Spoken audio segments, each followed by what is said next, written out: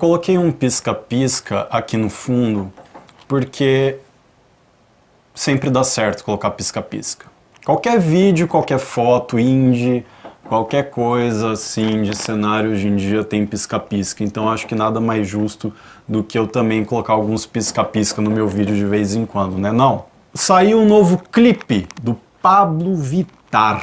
Cara, sabe o que é engraçado? Sempre que eu escuto falar Pablo Vittar, vem na minha cabeça um verbo, como se vitar fosse um verbo. Tipo assim, você vita, eu vito, você vita, nós vitamos, vós vitais, eles vitam, Pablo Vittar. Mas eu não sou a melhor pessoa para julgar o clipe ou julgar a música, porque não faz o meu tipo, menininhas e menininhos. Mas por que eu tô fazendo esse vídeo? Porque alguns conservadores já fizeram um vídeo criticando o clipe da Pablo. E qual é o argumento? Que isso vai, de alguma maneira, influenciar a criança, o adolescente, sexualmente, a ter curiosidade sexual cedo, ou que isso pode influenciar até a sexualidade da criança, do adolescente.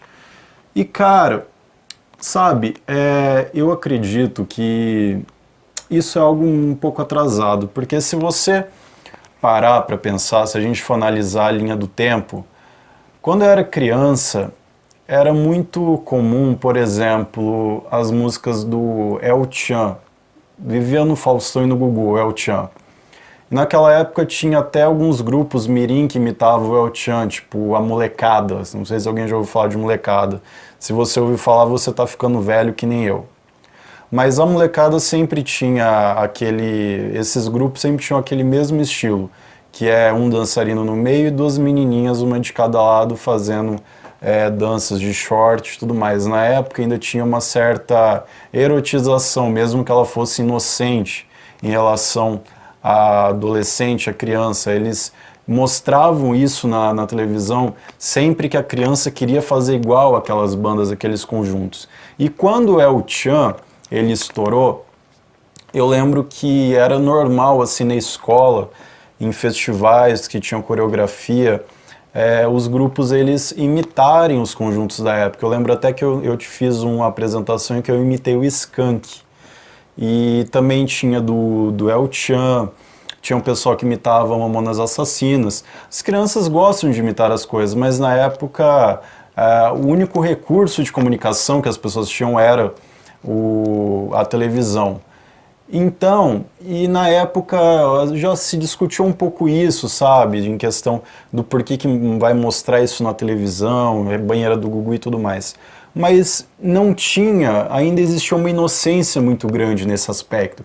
Ninguém falava ainda que o fato da criança ela estar imitando aquilo, ela necessariamente está sendo desviada da sua educação.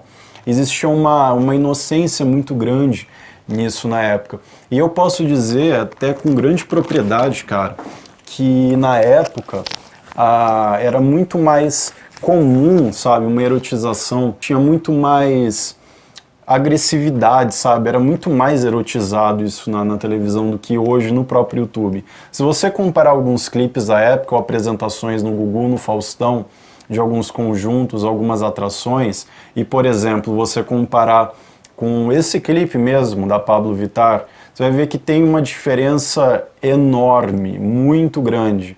Aí me faz pensar que essas pessoas que não gostam desse tipo de trabalho, estão fazendo isso nada mais, nada menos pelo fato de ela ser uma drag, uma transexual, não sei exatamente qual termo melhor se encaixa no caso dela. Mas se você pegar, por exemplo, as divas pop, a erotização das divas pop em clipes, até mesmo uma brasileira, no caso a Anitta, você vai ver que é a mesma linha, ou seja, influencia, se na prática for influenciar, então essas divas elas influenciam do mesmo jeito. Por que implicar justamente quando é com uma LGBT? Então, eu acredito, sei lá, que isso é um pouco de exagero. Não tem aí um discernimento, um equilíbrio nessas opiniões, porque por mais que a pessoa ela seja conservadora, e todo mundo tem o direito de ser conservador, não tem um argumento palpável, porque não houve algo tão explícito assim, chocante nesse clipe e outros que realmente pudesse, se é que você me entende, falar, meu Deus, que chocante. Cara, pega Madonna, por exemplo, que é conhecida como a rainha do pop. Quanto das letras dela mistura erotização, até mesmo o rap americano, muita gente fala do funk, eu odeio funk, mas se você pegar, por exemplo, o rap americano, principalmente aquele que fala de ostentação e tudo mais, você vai ver que não tem muita diferença na letra. Então acho que é um pouco de exagero assim de conservadores, principalmente brasileiros, que veem muito pelo em ovo, sabe? Isso é muito chato. É muito chato.